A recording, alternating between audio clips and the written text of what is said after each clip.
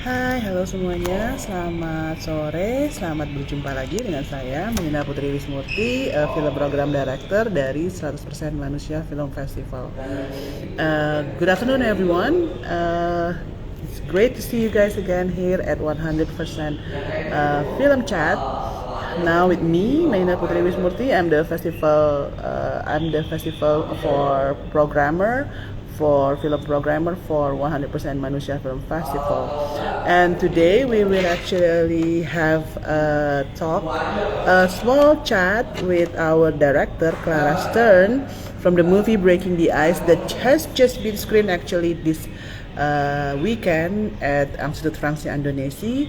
Jadi kita akan ngobrol sore ini bareng sutradara dari Austria, Clara Stern. Beliau adalah sutradara dari film Breaking the Ice yang baru saja kita putar kemarin pada saat weekend di Institut Francia Indonesia. Dan sekarang kita akan ngobrol bareng dengan beliau. Jadi kalau kalian ada pertanyaan silakan langsung ditanyakan ke sini. Nama saya Melina Putri Wismurti, saya film program director dari 100% Manusia Film Festival dan kamu lagi hadir di 100% Film Chat at the moment. So I see Clara has already joined in, so I will invite her now. At the moment, but first of all, I will show you to you that at the moment we are at the Film School of SIA Institute in Jakarta, where we are having a film archive film workshop at the moment at the auditorium. So I'm going out here at the lobby to do the live section. Let me just invite. Oopsie.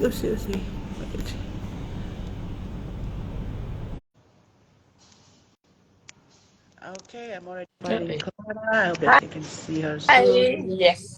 Hi. Hello. Good morning. Hi. Hi. Good morning. Yeah. How are you? I'm fine. I had a nice weekend, and I just scrolled through all of your Instagram posts, and it seems that there's a lot going on. Yes, indeed. We have 65 films this year, including yours. Nice. So yes, first of all, thank you for doing the Instagram live. I know it's a little bit early in your part, and then also I'm so lucky that you are available today. I know that you are very busy, and I would like to know first. The question would be like, what was the inspiration of Breaking the Ice? Do you have a story from your friends? Because somehow the film felt very personal when you watch it. Like there was not one big moment or story. I think it all came apart as a kind of natural result from making my short films, because I always tended to make characters who are in a big moment of change and who are not very good at expressing what they need, or that they need help, or expressing their feelings. And that's how I started developing my main character. And then I knew very soon that I want her to be a professional athlete, because as she can't express verbally her feelings, I wanted to have this very physical layer of storytelling. Yeah. And then I started researching and found ice hockey. And then the family story started coming in, and because I wanted to have I don't like movies where people are always at work or always at home, as if not both worlds collide, or it changes how I feel at home when I go to work and vice versa. So I wanted to have this whole world of. Is also do you play also ice hockey? No, I tried with I tried with the team, but I think my fascination for athletes comes from being how do you call it? I'm not good. Me neither. I couldn't even like that. Especially require balance like skating. No. Yeah. No, the thing is with ice hockey, if it would have been just skating, it would have worked. If it would have been just working with the stick and the puck, it would have worked. But all together, it's too much. and you can't forget like all those athletes, they train since they were like 5-6 years old, so that really shows. That's interesting because there are some scenes that really feels like you were actually in the middle of them. And then how did you manage to do that? Like whether you work together with your cameraman, and then yeah, I was just wondering because it felt very close. You can also get to see the players very close. Yeah, it was for me, or like together with the cinematographer, we said it's like really Mira's story, so we want to tell everything very close from her perspective. And I mean, there are a lot of things happening on the ice that are not just to know what's happening in the sports, but it's about her personal development. So we knew we had to find ways to be with her on the ice or with the other players. I didn't want to have like this, we're looking from the sides. But it was really difficult because, of course, we didn't have the budget of the big Hollywood ice hockey movies where they have cranes and I don't know what. And in Europe, we were one of the first ice hockey movies, so we didn't have a lot of role models. So we developed a lot ourselves. So we had different things where the cinematographer, like all the dialogues, he's very good at ice skating, so he could do that. And then for the very fast scenes, like when they're really in the middle of the game, we got a cinematographer who used to be an ice hockey player. So he did like those parts. So he had like a grip assistant who also used to be an ice hockey player. So they were like really in the middle of them, and they were just holding the camera and like getting along and like and trying to be up to Okay. speed. Is ice hockey is a big thing in Austria? No, Ah, it's mixed. Like let's put it like that. The men's ice hockey games are of course like kind of okay. big from with the big teams. Like there you have the Right. stadium that we used in the film. It's the biggest stadium Mm-hmm. in Vienna, in the capital. So if the Viennese men play there, it's so loud, the 5,000 seats. If the women play there, it looks like in our movie. It's quite like there are parts of Austria where ice hockey is very popular, but yeah, there's a big difference in the support of men's and women's hockey. That's why it was for me very important. Like, except the two main characters, all of the hockey players are professional hockey players. We have half of Austria's national women's hockey team in Oh. in the movie.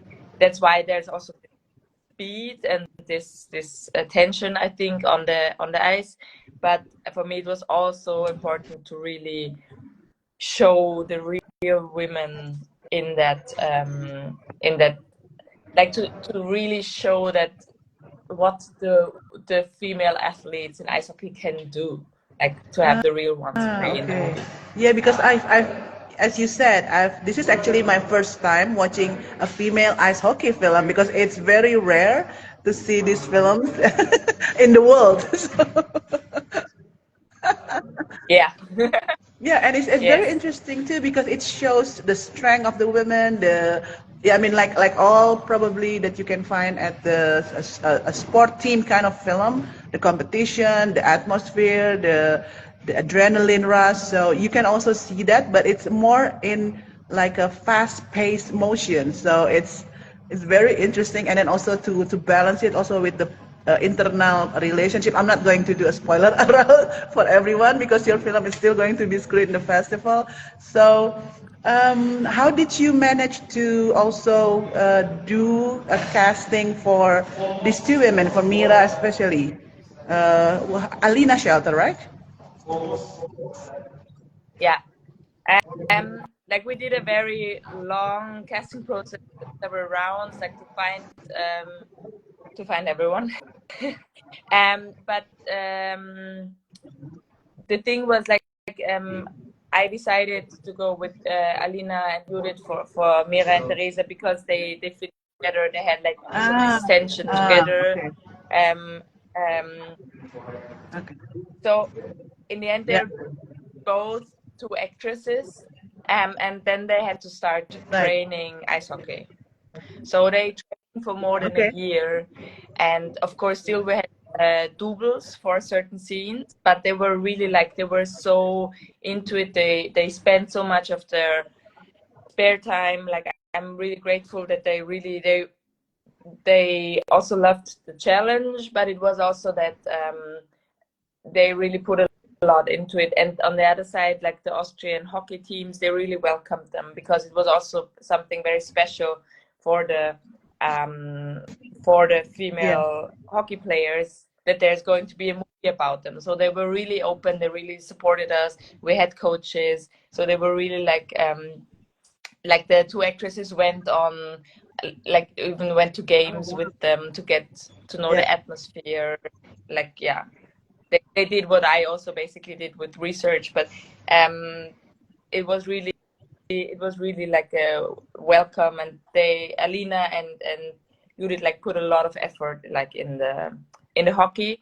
But for me, it was also with Alina, it was important to have someone who's a bit of a, let's put it like a shapeshifter, or like someone who's like very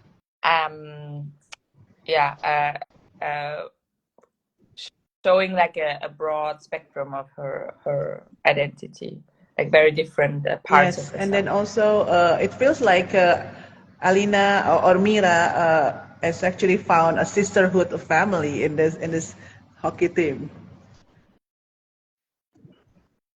Yes, for me it was really about someone who's trying to find a place in the world, and I wanted to have this shown like within the family, but also in a way like within society. And for me, the sports team represented in a way society, but of course like not, but like you said, it's a sisterhood. It's like a all women society, which doesn't mean that there's not also like internalized patriarchism within there. Like it's just because it's a sisterhood doesn't mean it's like paradise.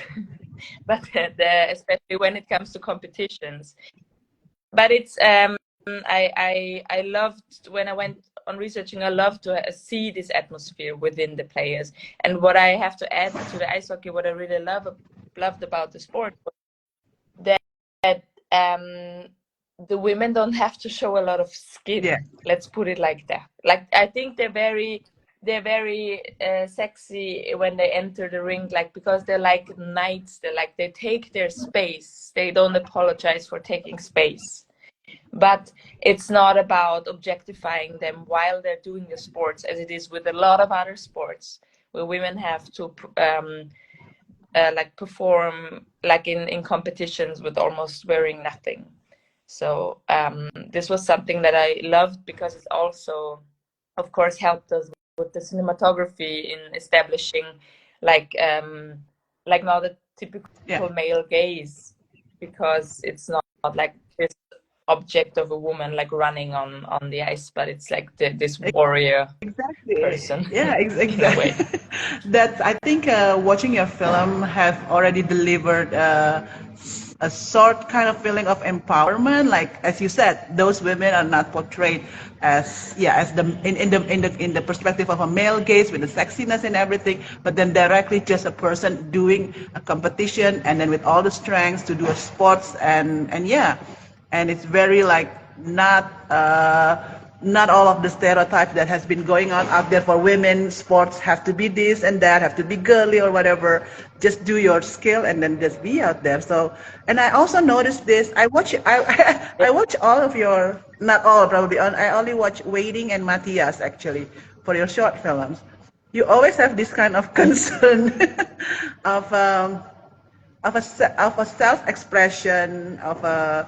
For Matthias, I saw as he transitioned, and then also the interpersonal relationship with the girlfriend, and then also for Waiting, it feels like also there is an intense kind of feeling we're waiting there, and for the bus, and also like playing with your own thoughts. So, and I saw that too actually a little bit with Mira character. Is this something that you always want to portray in your film, like to show the character's thoughts and perspective within the relationship, not only with herself but also with others? I think it's what I love about movies, or like making movies, that we can be so close. I mean, I think there's certain stories that are the right stories for theater or for other things, but what I love about, and it's not that we're like, I don't even like the super close up as a framing, but what I love is that I can see tension. I love that I can see in a movie that like people have thoughts in a way. I can watch people thinking. I can watch people trying to not show that they're afraid, but in a way you understand that they're afraid. So that's what I love about, because it's, for me, movies are like empathy machines in a way.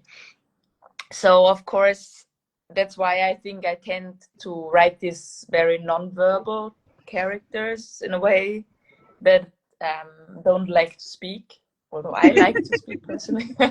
No, but it's I this, or I speak a lot, let's put it like that. But it's I think it's this because it also leaves a space open for the viewers to interpret their own feelings into them. It's like, in the end, like the screen is like a canvas, and we reflect ourselves and our own fears within it. And that's why I want to be that close. And I also love that I think, like I said in the beginning, like I tend to write characters who are in the middle of a change or in a process of realizing that they need to change something in their lives. So I think it's like, but change doesn't come in one big event. Change often comes in like a chain of very small moments, and that's why you can watch this really, really tiny moment where someone is changing or gradually realizing who they want to be, or who they can trust, or what they can't support any longer. I always try to have like this also vision of a domino thing, that like you have this domino line, and then in the beginning of the movie, one domino like tips over, and it starts making this reaction of events happening. So that's why there are a lot of layers, and also like I love to tell also the story of the family and of the expectations family have, and about care work, and who does the care work, why do the women stay at home and take up the responsibility, and the men perhaps tend to leave, or but there's like, it's all these things that are like part of a process of perhaps saying for the main character, this is enough, I can't deal with it any longer. Okay, and then I was just wondering, seeing the film, when did you started shooting actually? Is it like during the pandemic or before? Yes. No, we were shooting in the spring of 21, and it was complete full lockdown in Austria. So it was like, even we had to have like documents from the production company that we're allowed to be on the streets. Like that we're allowed to, that we're traveling, like even like in the car, and we were not allowed to be more than 3 people in one car, and all of this. So it was like, and we had like, for the big hockey scenes, we had like 100 quick corona tests per day used, because it was, and one working, like there are only photos of me working as a director with the mask on and everything. So the actors are the only ones allowed without the masks. But sorry? No, but I said, but it was like a very special atmosphere. Of course, it was like, the thing that I love about making movies is that you have a team, and that you're socially a team, and like we were not allowed to, I don't know, like stay together like after shooting or something. Like all the social things were missing a bit. But on the other side, it was also like a very close knit community. Yeah, because I can imagine with all the restriction that you probably have to limit also the crew or the amount of the production. I mean, here in Indonesia, when you do the production during the film production, during the pandemic, that we have to very limit our crew, like probably only 5 or 10, maybe in the same spot. I don't know. Is that also applied there? We had this. We used to have this thing for the lockdowns that you have like zones of teams, so that the people who, like, let's say, costume, who still has to go Yeah. and organize stuff, that they're not in contact with the people who are on set. But and we had like extra people, extra Ah. staff for reasons. So we had our temperature measured every day and Okay. like all of this. But in total, like the normal amount of crew, it was just necessary that we try to keep apart from people who are doing Yeah. more like the outside. And Uh, okay, and now you can go back. I mean, at the moment, I think everything has returned to its normal pace, right? Like for the film production itself, can you do now in a normal pace, and also you can do the social gathering afterward? yes, open. I'm not so sure if it's like for Okay. the movie. I don't know, but and that it's like everything went back to before Ah, 2020 while working. Although now that okay. the autumn fall starts, Okay. like the numbers are rising again. It's not even we don't even have to report the illness anymore to the authority. So like we don't have to report corona anymore if you have it. Yeah. That's a bit unwise, I think, because that's, Hmm. but yeah. I'm, let's put it like that. I can just tell the stories of in my opinions, but I'm not changing the. I can just. And what was your favorite part while doing the film? Mm, it's very. I think it was like very challenging, like the whole shooting, because like there were so many different parts. So we first started with the whole scene at home at the winery because the weather was still the right one in spring, and I loved that. And then everyone was of course nervous about the ice hockey because it hadn't Yeah. been done before in Austria. So also the producers were a bit tense, and of course there was what if one of the actresses hurt herself. I mean, dangerous sport, so like all of these things.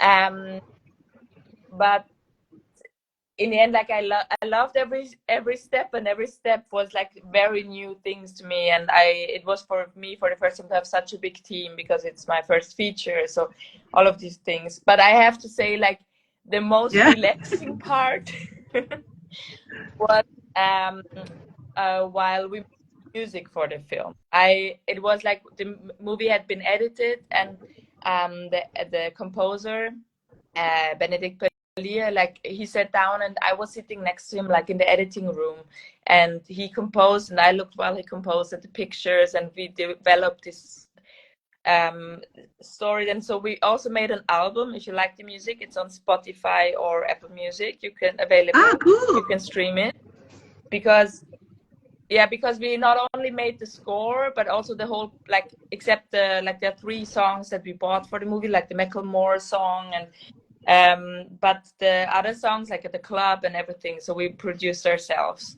So we made an album, so the soundtrack is available Okay, on cool. And Spotify. that will be under the soundtrack of Breaking the Ice, or is it like going to be in the?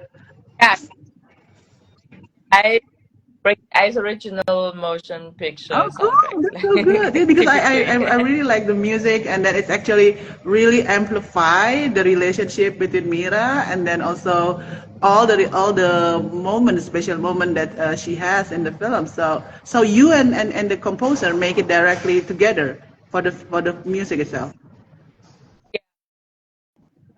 Yeah, and it was then like we had the fun part, like where we realized we need lyrics for certain songs. And he was like, yeah, I can't write lyrics. I can compose you the music, but I can't write lyrics. And I was like, yeah, I've never written lyrics either, but I can.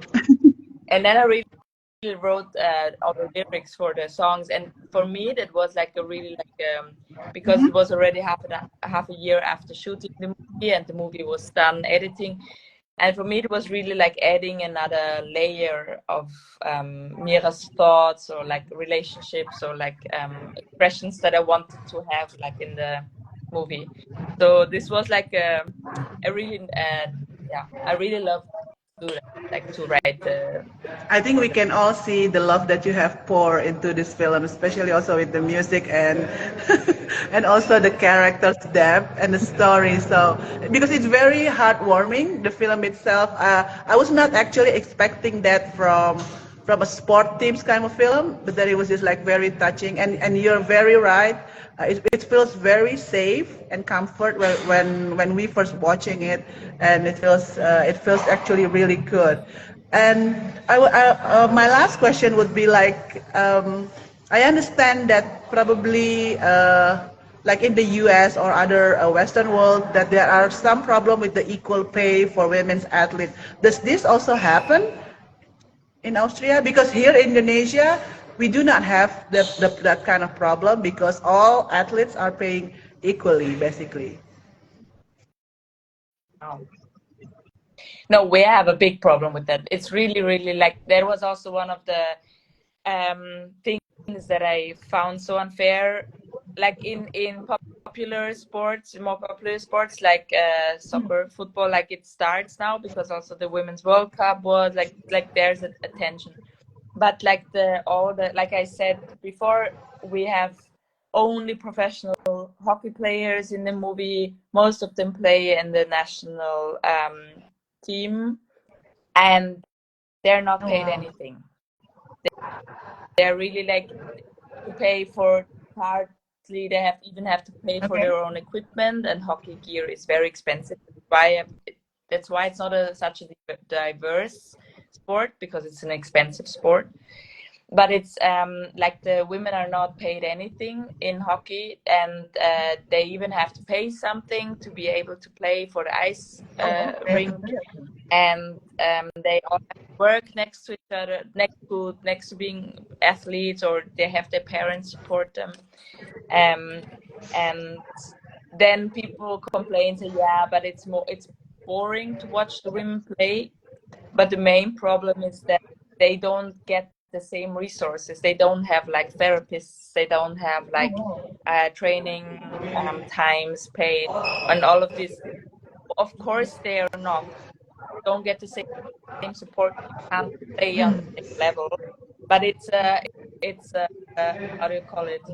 It's a vicious circle, because there are no sponsors for the women, because there's no one sitting in the audience like in the movie. So it's like I see. Oh wow. Yeah, I did not know that until I saw your film. So it was like quite interesting to see it from that perspective and to see it out there to get the message delivered of this equal payment. What about for? yeah.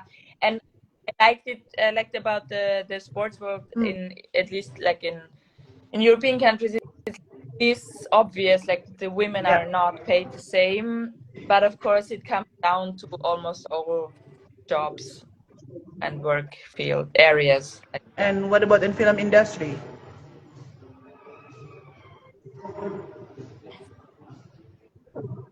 Officially women are paid the same, but they made research that women often don't ask for the same budgets as men, so men automatically ask for the higher budgets. And for example, your directing a fee is like a percentage of the budget. So of course, the lower budgets, you have the lower fee, like the lower what you earn, the wages. And it's but like slowly, like there's a quota coming now in in the movie industry in Austria. So slowly there are small changes happening, and I think it sounds stupid, but I think we need movies like Yeah. Barbie, who are so successful and made by women, aimed at the female audience, that show that like this is this is something that we're all capable of doing if you give us the right amount of budgets and if you enable women to tell their stories, because it's different stories than because we live from a different perspective, we see different things, and we have different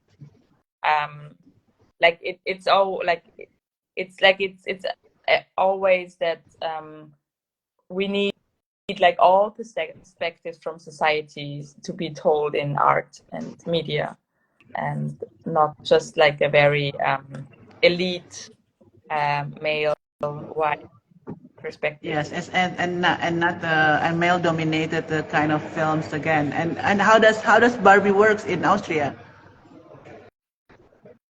Very it worked very well. Like it was like a lot of box office thing, but I think it's also like the international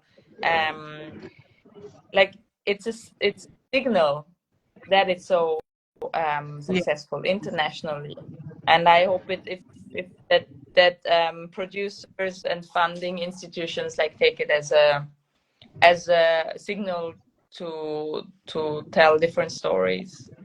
But yeah, slowly there are changes. I think it's already much better than 5 years ago, than 10 years ago, but I think it's still very important to tell diverse perspectives in our society. And that's true. It's also voiced what every other problems that all female in this world, not only in US or Australia and the Western world, but also in Asia too. Here in the eastern part of the world, we are also facing the same issues with women being still somehow second class. But yeah, Yeah. sadly, Yes. sadly. And like you said, like women, like just like the topic of women's ice hockey in Austria, like Austrian female team is very successful. But I made this movie and almost everyone said, I didn't even know that female ice hockey exists in Austria. Like, so a lot of people didn't really they didn't even know that women are playing ice hockey on a professional level. So it's like all of these things. People are not like even looking at like all the perspectives of life. Like they just think certain areas of life are just like lived by men, but it's not like that. That's so true. Yeah, it's the same. Like I said earlier, that I've never known that actually it exists, and I've never seen any representation of it in the popular culture, or especially in the movie. So, thank you for making the film. It's very endearing. And yes. Thank And what is your next project? Thank you for screening Sorry? the time. Thank you for screening it, because it's really like I make the movies so that people can watch it. So I'm happy about every festival it goes to. We are also happy here to watch your film. Now I'm curious about your next project. I heard that you are right now in the same in the process of making a new one, or is it still in the writing session, or? I'm still in the writing session. It's going to be about family again, and it's going to be about 3 generations of women. Yes. And I made, like, in the meantime, I made for television, I made a comedy, like a feature comedy. What I really liked, because I think like that sadness and happiness are something that are often very close together. So yeah, I think we need all aspects of life. so true. There's only a very thin line between those two feelings. Yes. That's Thank you so much, Clara, for very spending the morning with us. It's very kind of you, and it's very welcome. nice to hear the inside story of the breaking the ice. Thank you again for the invitation. And yeah, if like there's Yeah, one more the screening screening you was, said, yeah, the so screening was weekend, I and hope. then the next screening will be on Friday actually. Nice. We will let you know the Very nice. response of our audience. So far, the response were like quite good, and they were like shocked that, Yeah. oh, there is actually an ice hockey, female ice hockey. Is like, yeah, there is. So, so that's the first reaction that we Yeah. received. You know, and you can always tell people that there's the soundtrack too. that there's that. Okay, that's true. Thank you so much, Clara, and good luck for your next film. Looking forward to watch them too. Thank you. Bye. Thank you. Goodbye. Bye. Bye. Thank you.